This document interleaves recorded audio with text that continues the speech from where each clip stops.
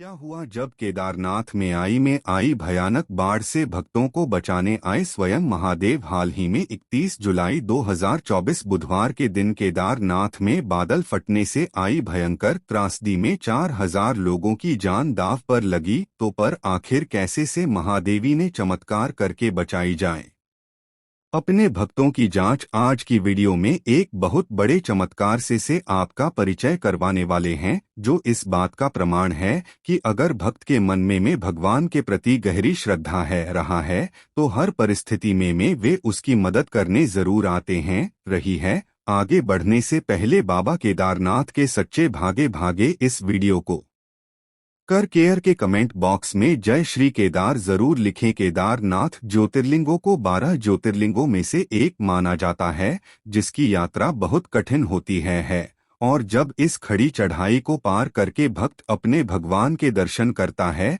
तो वह धन्य धन्य हो जाता है। उसके अंदर न तो अभिमान होता है ना ही किसी प्रकार का मोह, लेकिन कभी कभी यही यात्रा भक्तों के लिए इतनी खतरनाक साबित हो जाती है कि उनकी जान पर भी बनाती है। जुलाई 2024 के महीने में उत्तराखंड के हर क्षेत्र में भयंकर वर्षा का प्रकोप बरस रहा था, लेकिन इसके बावजूद केदारनाथ यात्रा के लिए कई श्रद्धालु रोजाना पहुंच रहे थे।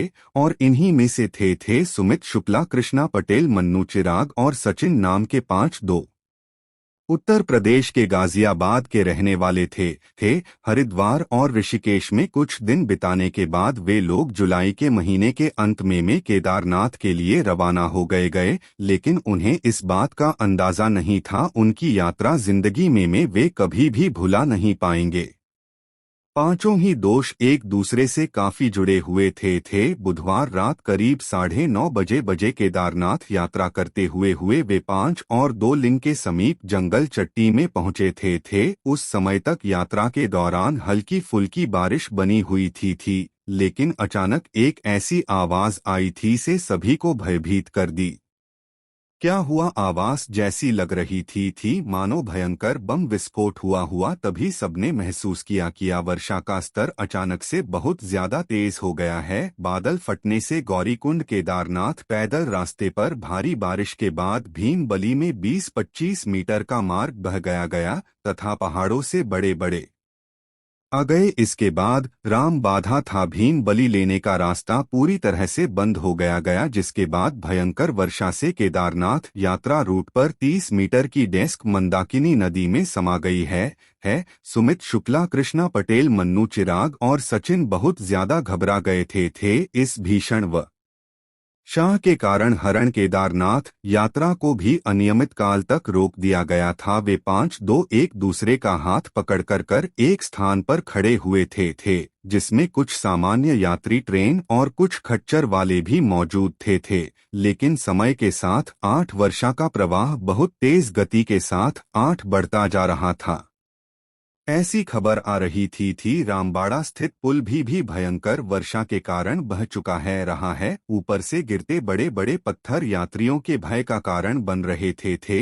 इसी बीच पानी का एक भयंकर प्रवाह भीम बाली के उसे क्षेत्र में आया और वे पांचों दोस्त उस बात के प्रभाव में रह गए, लेकिन सचिन को एक खच्चर वाले ने नहीं डूबने से बचा लिया गया, जिसने अपने चारों दोस्तों के पानी में बह जाने की जानकारी आ रही है उनके परिवार वालों और प्रशासन तक पहुंचाई आई। लेकिन उससे पहले ही एनडीआरएफ एसडीआरएफ द्वारा हेलीकॉप्टर और पैदल रेस्क्यू शुरू कर चुके थे।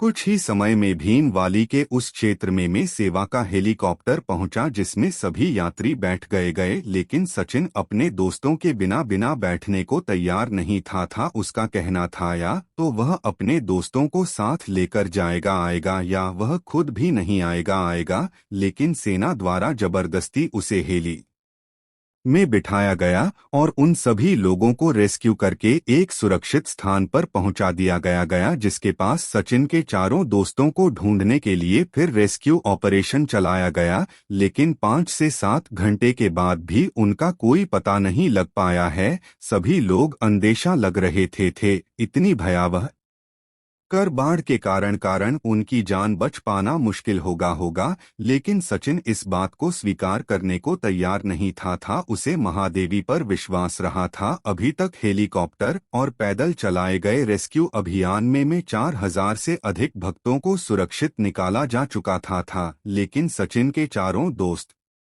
का कोई पता नहीं चल पाया था। इस रेस में अब वायु सेवा ने भी अपनी हिस्सेदारी निभा ली थी।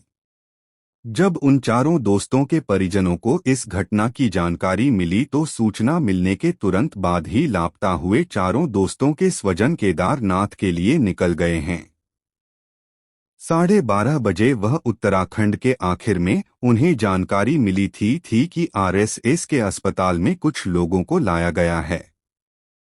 हालांकि अभी तक उनके बच्चों का पता नहीं चला है। जहां उनकी मुलाकात सचिन से भी हुई। सचिन के अंदर बहुत ज्यादा अफसोस था क्योंकि वह अपने दोस्तों को नहीं बचा पाया था, लेकिन मन्नू के पिता जिनका नाम अनुराग था वह सभी को एक हिम्मत दे रहे थे कि हमारे बच्चे बाबा केदारनाथ की शरण में गए थे। अगर उनकी नीयत साफ थी, अगर उनकी भक्ति में सच्चाई होगी तो यह बात उनका बाल भी बांका नहीं कर पाएगी और महादेव उनकी रक्षा जरूर करेंगे। अब उस घटना को एक दिन बीत चुका था, लेकिन चारों दोस्तों का कोई पता नहीं लग पाया था। तभी सुबह होते थे सभी लोग अपनी उम्मीद छोड़ चुके थे, लेकिन तभी सेना के द्वारा एक खबर आई जिसमें यह पता चला कि 4 युवा मछुआरे के जाल में फंसे हुए मिले हैं, जिनकी पहचान करने के लिए परिजनों को बुलाया गया। वे लोग कई किलोमीटर दूर गांव के एक सरकारी अस्पताल में पहुंचे जहां उन्होंने सुमित शुक्ला,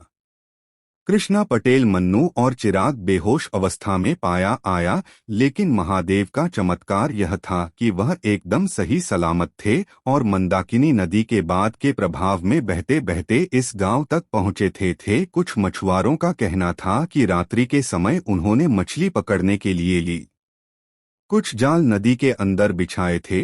जब हम सुबह उस स्थान पर पहुंचे तब हमने देखा कि हमारे जाल एक पेड़ में फंसे हुए थे जिनमें चारों युवक मौजूद थे। यह महादेव का बहुत बड़ा चमत्कार है कि आज आपके चारों बेटे सही सलामत है, वरना 2013 में आई भयंकर बाढ़ में कई हजारों लोगों को अपनी जान गंवानी पड़ी थी। सचिन भी अपने चारों दोस्तों को सही सलामत देखकर बहुत खुश था। इस पूरी घटना के पीछे मन्नू के पिता अनुराग जी भी तारीफ के हकदार थे क्योंकि इतनी गंभीर स्थिति में भी उन्होंने खुद को संभाल रखा था और दूसरों को भी हौसला दिया गया और महादेव के प्रति विश्वास बरकरार रखा था। और उनके विश्वास का नतीजा कुछ यूं आया कि चारों दोस्त एकदम सही सलामत थे। उन्हें 2 से 3 दिन डॉक्टरों की निगरानी में रखा गया। उनकी स्थिति में सुधार होने के बाद वे अपने परिवार के साथ 8 पुनः जियाबाद चले गए। केदारनाथ धाम बारिश के मौसम में भयंकर वर्षा के कारण अत्यधिक भयानक हो जाता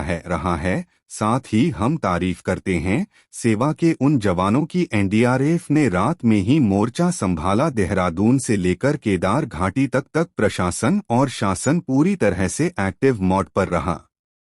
स्थानीय लोगों के साथ यात्रियों को सुरक्षित स्थानों पर पहुंचाया गया और नदी किनारे की जगह को खाली कराया गया। बादल का फटना या क्लाउड बस का मतलब बहुत कम समय में एक सीमित दायरे में अचानक बहुत भारी बारिश होना है। भारतीय मौसम विज्ञान विभाग के मुताबिक अगर किसी एक इलाके में 20 वर्ग किलोमीटर दायरे में 1 घंटे में 100 मिलीमीटर बारिश होती है तो उसे बादल का फटना कहा जाता रहा है। आम बोलचाल की भाषा में कहें तो किसी एक जगह पर बार एक साथ अचानक बहुत बारिश होना बादल फटना कहा जाता रहा है। अक्सर दोस्तों ऊंचाई वाले ऐसे तीर्थ स्थलों पर या अन्य जगहों पर ऐसी घटना होना सामान्य बात होती है। यात्रियों को चाहिए कि वह मौसम का मिजाज देखकर और समय के अनुरूप ही ऐसे स्थानों पर जाएं। आज की वीडियो से उसे आपको बहुत कुछ सीखने को बहुत कुछ जानने को मिला होगा। वीडियो अगर आपको पसंद आई हो तो लाइक जरूर करें।